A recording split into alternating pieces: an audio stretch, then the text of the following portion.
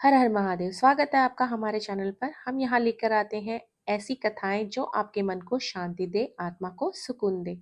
आज हम सुनेंगे शिव महापुराण की दिव्य कथा। हम आरंभ कर रहे हैं शिव महापुराण के श्री रुद्र संहिता के तृतीय खंड का 31वां अध्याय, सप्त ऋषियों का आगमन और हिमालय को समझाना।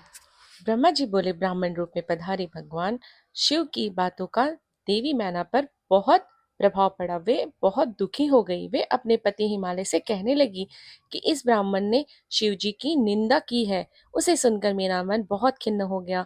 जब भगवान शिव का रूप और सील सभी कुत्सिल है तथा सभी उनके विषय में बुरा ही सोचते हैं और उन्हें मेरी पुत्री के सर्वथा अयोग्य मानते हैं, तो मैं अपनी प्रिय पुत्री का हाथ कदापि उनके हाथ में नहीं दूंगी। मुझे अपनी पुत्री अपने प्राणों से भी अधिक प्रिय है। यदि आपने मेरी बात नहीं मानी तो मैं इस समय विष खा लूंगी और अपने प्राण त्याग दूंगी। साथ ही अपने बेटी पार्वती को लेकर इस घर से चली जाऊंगी। मैं पार्वती के गले में फांसी लगा दूंगी, उसे वनों में ले जाऊंगी अथवा किसी सागर में डुबो दूंगी, परंतु किसी भी हालत में उसका ब्याह पिनाकधारी शिव के साथ नहीं होने दूंगी। यह कहकर मैना रोती हुई तुरंत कोप भवन में चली गई और उन्होंने कीमती वस्त्रों आभूषण का त्याग कर दिया और जमीन पर लेट गई। जब इस विषय में भगवान शिव को जानकारी हुई तो उन्होंने सप्तऋषियों को याद किया। वे तुरंत ही वहां आ गए। तब त्रिलोकीनाथ भगवान शिव ने सप्तऋषियों को देवी मैना को समझाने की आज्ञा देकर घर भेजा। त्रिलोकीनाथ भगवान शिव का आदेश मिलने पर सप्तऋषियों ने उन्हें श्रद्धा पूर्वक प्रणाम करके आकाश मार्ग से पर्वतों के राजा हिमालय के राज्य की ओर चल दिए। सप्तऋषि जब हिमालय के नगर के निकट पहुंचे तो वहां का ऐश्वर्य देखकर उनकी प्रशंसा करने लगे। वे सातों ऋषि आकाश में सूर्य के समान चमकते हुए जान पड़ते थे।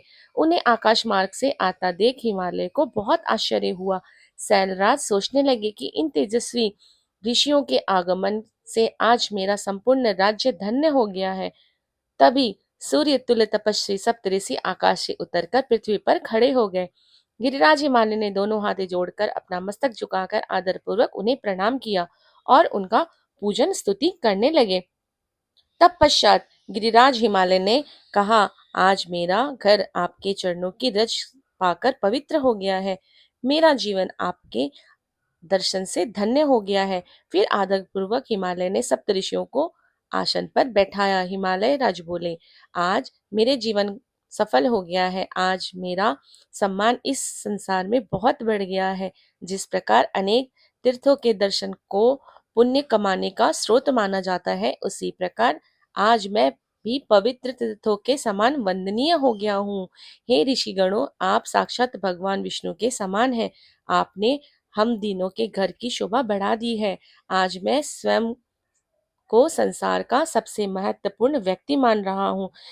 यद्यपि मैं एक तुच्छ अदना सा मनुष्य हूँ, फिर भी मेरे योग्य कोई सेवा हो तो मुझे अवश्य बताएं। आपका कार्य करके मुझे हार्दिक प्रसन्नता होगी।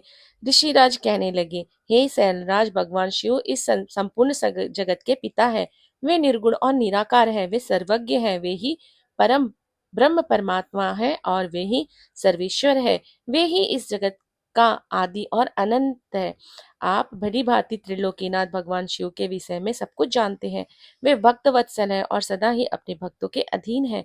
तुम्हारी परम प्रिय पुत्री देवी पार्वती ने भगवान शिव को अपनी कठोर तपस्या से प्रसन्न करके अपना मनोवांछित वर प्राप्त कर लिया है। उन्होंने प्रभु शिव को पति रूप में पाने का वर प्राप्त किया है। जिस प्रकार भगवान शिव को इस जगत का पिता माना जाता है, उसी प्रकार शिवा जगत की माता कही जाती है। अतः आप अपनी कन्या पार्वती का विवाह महात्मा शिव शंकर से कर दीजिए। ऐसा करके आपका जन्म सफल हो जाएगा और आप गुरुओं के भी गुरु बन जाएंगे। सप्तऋषियों के ऐसे वचन सुनकर हिमालय बोले, हे महर्षियों, मेरे अहोभाग्य जो आपने मुझे इस योग्य समझकर मुझसे यह बात कही है। सच कहूं तो मेरी हार्दिक इच्छा भी यही है कि मेरी पुत्री का विवाह भगवान शिव के साथ हो, परंतु एक परेशानी है कि यह कि कुछ दिनों पूर्व एक ब्राह्मण देव हमारे घर पधारे थे। उन्होंने भक्त वत्सल भगवान शिव के विषय में अनेक उल्टी सीधी बातें की। उस वैष्णव ब्राह्मण ने शिव जी की घोर निंदा की, उन्हें अमंगलकारी बताया। यह सब बातें सुनकर मेरी पत्नी देवी मैना की बुद्धि पलट गई है। उनका समस्त ज्ञान भ्रष्ट हो गया है। वे अपनी पुत्री पार्वती का विवाह परम योगी रुद्रदेव से कदापि नहीं करना चाहती। हे सप्तऋषियों, वे जिद करके बैठी है कि वे अपनी पुत्री पार्वती का विवाह भगवान शिव से नहीं करेंगी। इसलिए वे लड़ झगड़ कर सभी आभूषणों तथा राजसी वस्त्रों का त्याग कर कोप भवन में जाकर लेट गई है। मेरे बहुत समझाने पर भी वे कुछ नहीं समझ रही। आपसे सच सच अपने दिल की इच्छा कहूँ तो उन वैष्णव ब्राह्मण की बातें सुनकर अब मैं भी नहीं चाहता कि मेरी पुत्री का विवाह शिवजी से हो। नारद, इस प्रकार भगवान शिव की माया से मोहित होकर गिरिराज हिमालय ने यह सब बातें कही और यह कहकर चुप हो गया। तब सप्तऋषि ने कोप भवन में लेटी देवी मैना को समझाने के लिए देवी अरुंधति को भेजा। अपने पति की आज्ञा पाकर देवी अरुंधति उस कोप भवन में पहुंची, जहां देवी मैना रुष्ट होकर पृथ्वी पर लेटी हुई थी और पार्वती उनके पास ही बैठकर उन्हें समझा रही थी। साध्वी अरुंधति बड़े ही मधुर स्वर में बोली, देवी मैना उठिए, मैं अरुंधति और सप्तऋषि तुम्हारे घर पधारे हैं। देवी अरुंधति को वहां अपने कक्ष में देखकर देवी मैना उठकर बैठ गई और साक्षात लक्ष्मी के समान उन परम तेजस्विनी को देखकर उनके चरणों में अपना सिर रख कर बोली, आज हमारे घर में ब्राह्मण जी की पुत्र वधु और महर्षि वरिष्ठ की पत्नी अरुंधति सहित सप्तऋषि ने पधार कर हमें किस पुण्य का फल दिया है। आपके आने से हमारा कुल धन्य हो गया है। मैं आपसे यह जानना चाहती हूँ कि आपके इस तरह यहाँ आने का क्या उद्देश्य है। देवी मैना के ऐसा कहने पर देवी अरुंधति मुस्कुराई और उन्हें समझाकर कोप भवन से बाहर उस स्थान पर ले गई जहाँ सप्तऋषि सहित गिरिराज हिमालय बैठे हुए थे।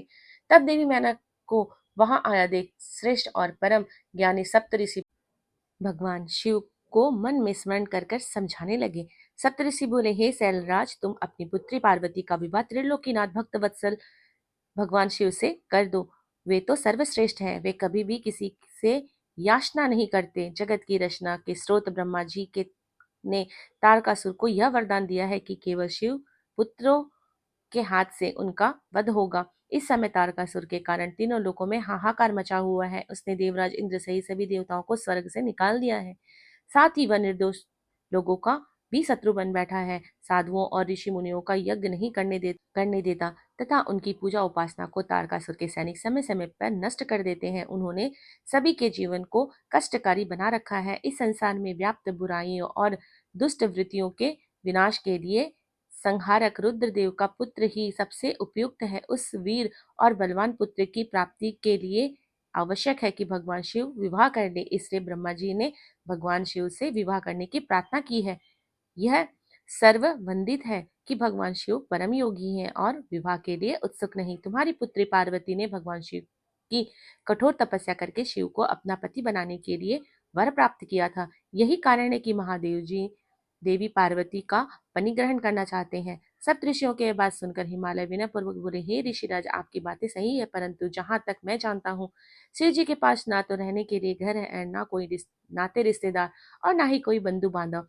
उनके पास कोई राजपाट भी नहीं है और ना ही वे ऐश्वर्य और विलासित का जीवन ही जीते हैं। आप वेद विधाता ब्रह्मा जी के पुत्र हैं, इसलिए मैं आपको सादर आदर और सम्मान करता हूँ। आप परम ज्ञानी हैं और यह भी जानते हैं कि जो पिता काम मोह भय अथवा लोभ के कारण अपनी कन्या का विवाह अयोग्य वर से कर देते हैं, वे मरने के बाद नरक के भागी होते हैं। इसलिए मैं कोई ऐसा कार्य नहीं करना चाहता जिससे मैं नरक का भागी बनूं।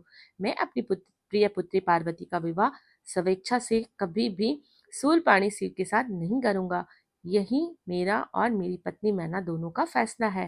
हे महर्षियों, आप परम ज्ञानी और समझदार हैं, इसलिए हमारे लिए उचित विधान को बताकर हमें कृतार्थ करें।